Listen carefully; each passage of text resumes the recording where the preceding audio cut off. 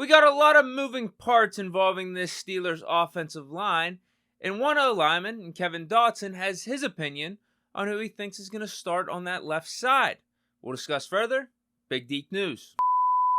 Last week, Steelers guard Kevin Dotson went on the 3-Point Stance podcast and was asked where he thinks the 2023 Steelers first-round pick, Broderick Jones, fits into this O-line picture. My prediction, I think he'll be a great guard. Don't know. I've been saying this since day one. Don't know. Broderick? But what's Dan Moore being a left tackle and my guy, my dog, Chucky, being a right tackle?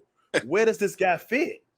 I just don't understand that pick. Where does he fit? I don't think Dan Moore's played bad enough to literally just be benched. I don't think Chuck's played bad enough to be benched. So why do they go get him? Like, what did he play at? Center, guard, where? I think this year, most likely he won't play. It just don't make sense to me. If you get into the next year and Dan going through his his looks and stuff like that, I mean, look like teams and stuff gonna start hitting him up if he done with contract or whatever. I mean, I'm thinking they just think about the future. Okay, that's all I can think of. But I mean, if he play this year, I don't know. He gonna be at tackle, most likely at left, because I don't think he's ever played it right. Because I know Chooks might be one of the most slept up people in the league. I agree. Protecting the quarterback, his grade has always been great. From my standpoint, I don't think what Dotson said here is really a big deal. Some people are blowing this up and making it seem like Dotson's taking a shot at Jones. I don't think that's the case at all. I think it's more of he's just pumping up the guys that are already here in Chooks and Dan Moore. Now, his assessment on this situation, I'd say he's 50-50 on the accuracy. Like, if Jones does play, yes, Dotson's right. He's going to play left tackle because you don't trade up to pick 13 and draft a guy that played left tackle in college and is supposed to be your franchise left tackle and put him at another position. But I think where Dotson is wrong is him thinking that Jones isn't going to play in his first year. I think Broderick is going to play.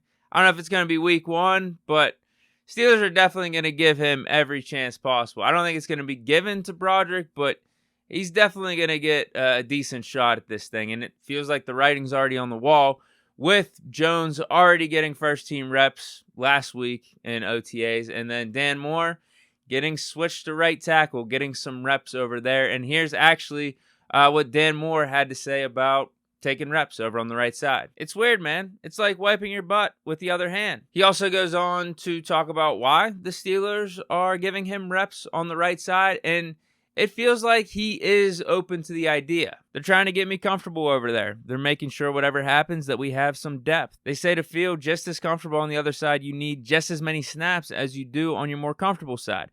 I've taken a lot of snaps on the left side, so it's really just going to be about feel and trying to get as many snaps live and on air as I can this offseason. My guess right now is the plan is to have Broderick Jones starting at left tackle. At right tackle, it's going to be Chooks.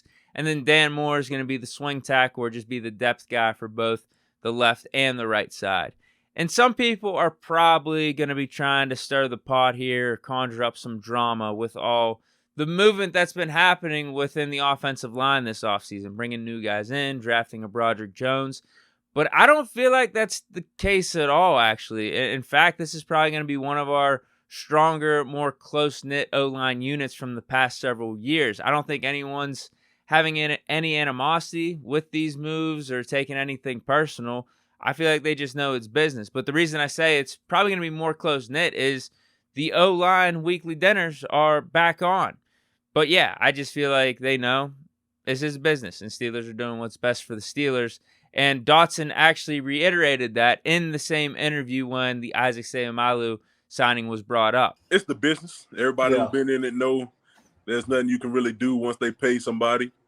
They'll give you the hope of, having a competition, but in the back of your mind, you're not paying nobody $8 a year for them to sit on the bench.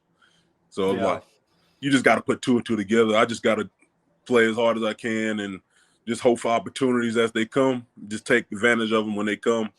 Or possibly something happening outside of staying here.